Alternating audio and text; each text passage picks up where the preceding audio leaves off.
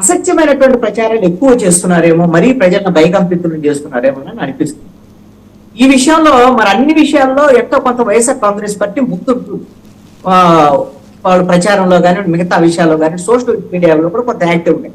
ఎందుకో ఈ land titling act లో వీళ్ళు చేస్తున్నటువంటి ప్రచారాలని, తెలుగుదేశం జనసేన బీజేపీ కూటమి చేస్తున్నటువంటి ప్రచారాన్ని సమర్థవంతంగా తిప్పికొట్టడంలో వైఎస్ఆర్ కాంగ్రెస్ పార్టీ ఫెయిల్ అవుతుందేమోనని అనిపిస్తుంది నాకైతే మరి. ఎందుకు అని అంటే మీరు చెప్తున్నటువంటి అంశాలు, ఈ ల్యాండ్ టైటిలింగ్ యాక్ట్ కింద రేపు పొద్దున వస్తే మీ భూమిని లాగేసుకుంటారు, జగన్మోహన్ రెడ్డి మీ భూముల తాకట్టు పెట్టేస్తారు, ఇవన్నీ ప్రాక్టికల్ గా సాధ్యమయ్యేటువంటి పనులండి. వీళ్ళు ఎన్నికలు ఏది పడితే చెప్తే సరిపోదండి. జనం కూడా ఒకవేళ ఇలాంటి ప్రచారాలు నమ్మేదానికి కూడా అవకాశం ఉంటుంది, భయపడేదానికి అవకాశం ఉంటుంది.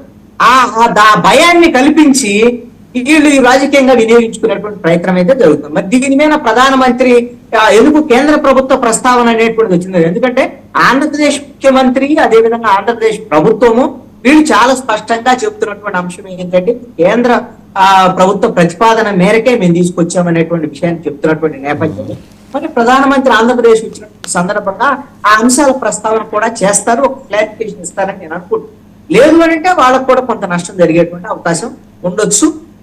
ఇది గిన కేంద్ర ప్రభుత్వం గిన క్లారిఫికేషన్ ఇస్తే, ఒక ల్యాండ్ టైటిలింగ్ యాక్ట్ మంచిదే, దీని వల్ల ఉపయోగం ఉంటుంది ప్రజలకి, ఇది మేము ప్రతిపాదించామని వాడు రేపొద్దు చెప్పారనుకోండి, ఆయన ఒకవేళ ఒక మాట అలా అన్నారనుకోండి, ఇప్పుడు వరకు తెలుగుదేశము జనసేన వీళ్ళు చేసే ప్రచారాలు మొత్తం కూడా మొత్తం మప్పుల్లో మొత్తం తేలిపోయినట్టుగా ఈ రెండు అంశాల మీద కృష్ణాంజనేయులు గారు, ఈ రెండు అంశాల మీద వీళ్ళు ఏమన్నా మోదీ గారికి ముందర విన్నవించుకుంటారు, అయ్యా దయచేసి ఈ రెండు మీరు మాట్లాడమాకండి, మామూలుగా మీ తమలపాకులు మీరు తెచ్చుకొని జగన్మోహన్ రెడ్డి గారిని అలా కొట్టేసి వెళ్ళిపోండి అని చెప్తారేమో, అలా అడిగే అంటే అసలు వీళ్ళు అసలు ఏ విధమైనటువంటి ప్రతిపాదన కానీ వీళ్ళు కండిషన్లు పెట్టేటువంటి పరిస్థితి నరేంద్ర మోడీ దగ్గర ఉంటాయని నేను అనుకోవటం లేదండి.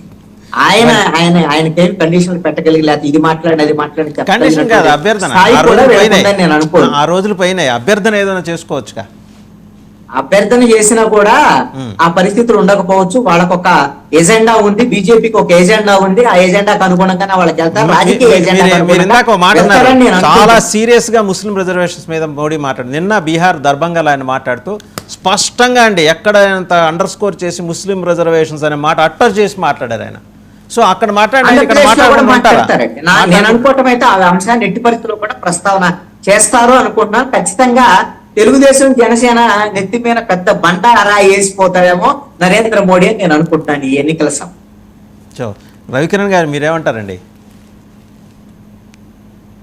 సార్ ఇప్పుడు వాసుదేవన్ గారు, ఒకటి ఈ ఒక్క రోజే చూసుకుంటే కేంద్రానికి సంబంధించినటువంటి ముగ్గురు కీలక మంత్రులు, ఒకళ్ళు హోంమంత్రి అమిత్ షా గారు, అలాగే ఆర్థిక మంత్రి నిర్మలా సీతారామన్ గారు, అలాగే డిఫెన్స్ రక్షణ శాఖ మంత్రి రాజ్నాథ్ సింగ్ గారు, ముగ్గురు కీలక శాఖ మంత్రులు ముగ్గురు ఆంధ్రప్రదేశ్ రాష్ట్రంలోనే ఉన్నారు. ఈరోజు వివిధ ప్రాంతాల్లో ప్రచారం చేస్తున్నారు. ఇంకా ఎవరో పట్టించుకోవట్లేదు, బీజేపీ కేంద్రం పట్టించుకోవట్లేదు, ఇక్కడ ప్రచారానికి వదిలేసింది అన్నది అర్ధసత్యం, అసత్యమే కాదు అసత్యం. అది వాళ్ళకి ఆ సమాచార లోపం వల్ల ఆ యొక్క మాట్లాడారు. రెండు, ఏదన్నా పార్టీ పోటీ చేసేది గెలవటాకే పోటీ చేస్తారు కానీ ఓటాకి ఎవరు పోటీ చేయరు. ఇది నేను పూర్తిగా అంగీకరిస్తాను సార్. కానీ గెలవాలనుకున్న పార్టీ తమ అభ్యర్థులను నింపుకుంటుంది, పారాచూట్స్ ని ఫీల్డ్ చేయదు కదా. మీరు చెప్పిన మొదటి మాటతో ఏకీభవిస్తున్నాయి. అన్న సబ్జెక్ట్ మనం గతంలో కూడా మాట్లాడుకున్నాము, అన్ని మనం కూలంకషంగా చర్చించుకున్నాము. అది ఒక పార్టీకి పరిమితం కాదు. ఈ రోజు అన్ని పార్టీల్లో సామాన్య కార్యకర్తకు అన్యాయం జరుగుతుంది, సామాజిక వర్గాల్లో కూడా అన్యాయం జరుగుతుంది, పార్టీలకు అతీతంగా. అది వేరే సబ్జెక్ట్ కాదు. నేనేది ఏంటంటే ఏ పార్టీ అన్నా పోటీ చేసేటప్పుడు గెలవటానికే పోటీ చేస్తారు కానీ వాళ్ళ యొక్క ఇది ఈ మండుటెండ్లోన ఇంత వేవు ఉన్నలో సరదాగా పాచికలు ఆడుకుంటాకి లేకపోతే గొల్లీలు ఆడుకుంటాకి ఎవరు పోటీ చేయరండి. గెలవటాకే పోటీ చేస్తారు, గెలవాలని ప్రయత్నం చేస్తారు అభ్యర్థులు. అంత వే ప్రయాసాలకు వచ్చి ఇప్పుడు ఈ రోజు ఇందాక మాట్లాడుకున్నాం, పవన్ కళ్యాణ్ గారి కుటుంబ సభ్యులు మొత్తం ఎండకి కాదని ఎందుకు తిరుగుతున్నారు, మరి జబర్దస్త్ టీం మీద కావచ్చు ఎవరన్నా ఎందుకు తిరుగుతున్నారు, ఆయనకి పని పడలేదు, వాళ్ళందరూ గెలవటానికి పోటీ చేస్తున్నారు. మూడో విషయం, ముస్లిం రిజర్వేషన్ అంశం మీద మనం కూడా తెచ్చిపెట్టుకున్నాం. ఈ రోజు మళ్ళీ చెప్తాను, ఈ రోజు రాజ్యాంగ పరంగా మతానికి అంబేద్కర్ గారు రచించిన రాజ్యాంగంలో ఆ కాన్స్టిట్యూషన్ అసెంబ్లీలో జరిగినటువంటి నెలలపాటి చర్చల్లో కూడా మతం ఆధారంగా బ్లాంకెట్ రిజర్వేషన్ ఇవ్వడానికి మన ఫోర్ ఫాదర్స్ ఎవరు ఒప్పుకోలేదు, అంబేద్కర్ గారు కూడా ఒప్పుకోలేదు, అది తీసి పక్కన పెట్టారు. ఈ రోజు కూడా మతం ఆధారంగా రిజర్వేషన్ ఇవ్వడానికి రాజ్యాంగం ఒప్పుకోదు. భారతీయ జనతా పార్టీ కూడా స్టాండ్ అదే, మతం ఆధారంగా రిజర్వేషన్ ఇవ్వడానికి కుదరదు, అది మేము ఒప్పుకోము, రాజ్యాంగం ఒప్పుకోదు. మా స్టాండ్ క్లియర్.